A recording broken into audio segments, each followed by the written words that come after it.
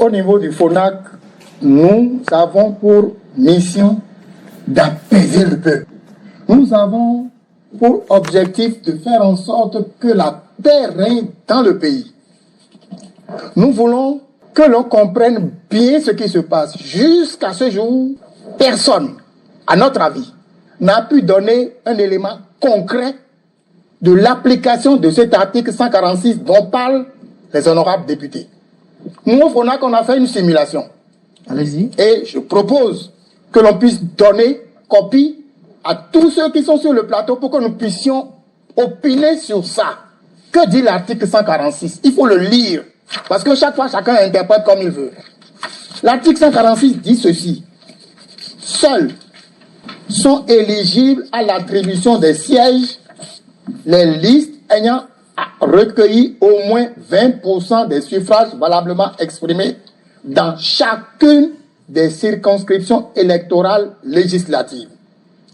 Toutefois, pour les partis politiques ayant conclu et déposé à la Commission électorale nationale autonome préalablement à la tenue du scrutin un accord de coalition parlementaire, il sera procédé pour le calcul du seuil prévu à l'alinéa précédent à la somme des suffrages de ceux ayant recueilli au moins 10% des suffrages exprimés au plan national.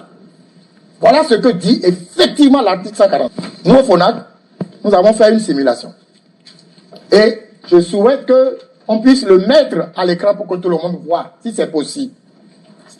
Voilà une simulation où nous avons plusieurs partis politiques qui vont aux élections législatives de janvier 2026. Il y a le parti A, le parti B, le parti C, le parti D et les autres partis. Nous avons les 24 circonscriptions électorales. Le parti A va tout seul aux élections.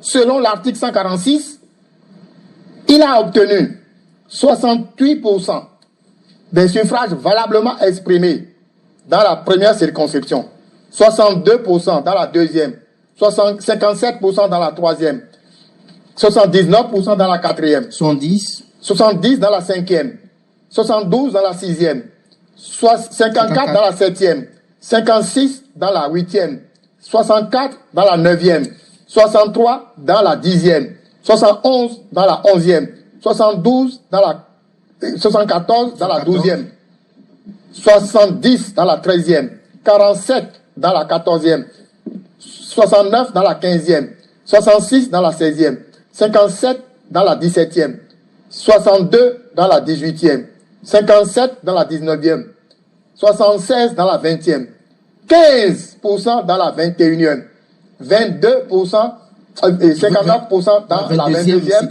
et 53 dans la 23e, 66 dans la 24e, si bien qu'au niveau national, il a eu 61,95% des suffrages nationaux.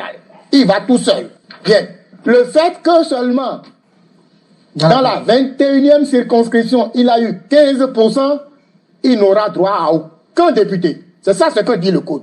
Le fait qu'il a eu 15% dans la 21e circonscription, malgré qu'il ait eu au plan national 61,95%, il n'aura droit à aucun député. Par contre, le parti B, le parti C, le parti D ont fait la coalition dont nous parlons, accord parlementaire. Parce que c'est possible qu'il y ait eu 2 ou 3 partis qui font l'accord parlementaire.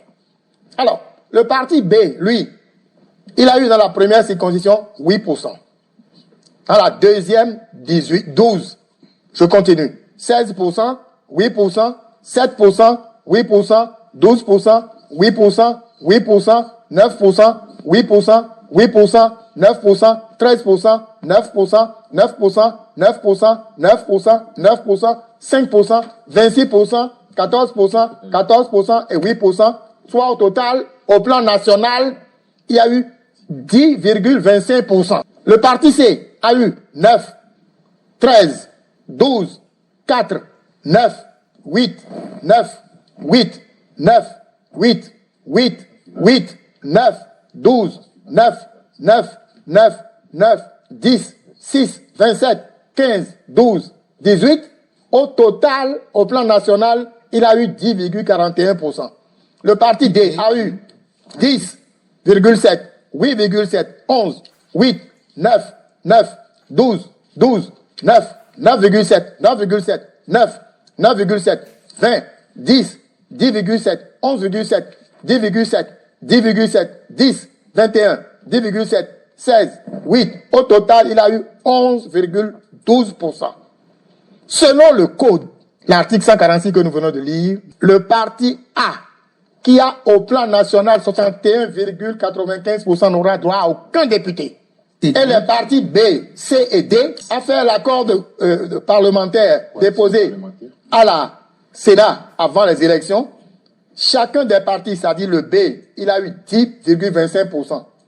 Le C a eu 10,41%. Le D a eu 11,12%. Ces trois-là auront le temps de se partager les 109 députés. C'est ça ce que le code dit. Autrement dit, celui qui a 61% au plan national n'a pas droit à un seul député. Voilà le problème que cela pose. Que la représentation nationale du peuple qui a exprimé à 61,85% son choix pour un parti ne sera pas représenté du tout au Parlement. Par contre, celui qui aura 10%, soit 6 fois moins que celui qui a eu le maximum, aura droit au député.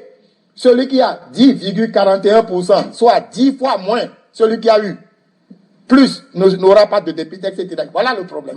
Et donc, c'est ça là qu'il faut comprendre pour expliquer. Et les autres partis se sont partagés le reste. Du concret, ça. Il ne faut plus parler comme ça. Là, il faut parler avec des preuves. L'article 146 a dit, toutefois, quand il y a coalition, il faut 10% exprimé au plan national. Pourquoi n'a-t-on pas dit qu'il faut 10% dans chacune des 24 circonscriptions? Ça fait 1. Pourquoi n'a-t-on pas dit 20% au plan national et qu'on a dit 20% dans chacune des 24 circonscriptions? Premier élément. Dans le tableau que je vous ai fait, nous, on a étudié la question pendant des heures, pendant des jours. Tenez, le parti B a eu moins de 10% dans 17 circonscriptions électorales. Autrement dit, si on avait dit 10% au plan de circonscription électorale, c'est que ce parti non plus n'aura rien. Mais on a dit 10% au plan national. Le parti B a 17 fois moins de 10% dans chacune des 17 circonscriptions électorales. Le parti C, dans 16 circonscriptions électorales, n'a pas eu 10%.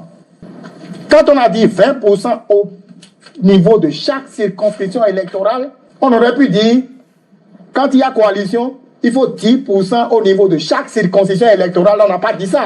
Mais on a dit qu'il faut 10% au plan national. Pourquoi on n'a pas dit 20% au plan national aussi?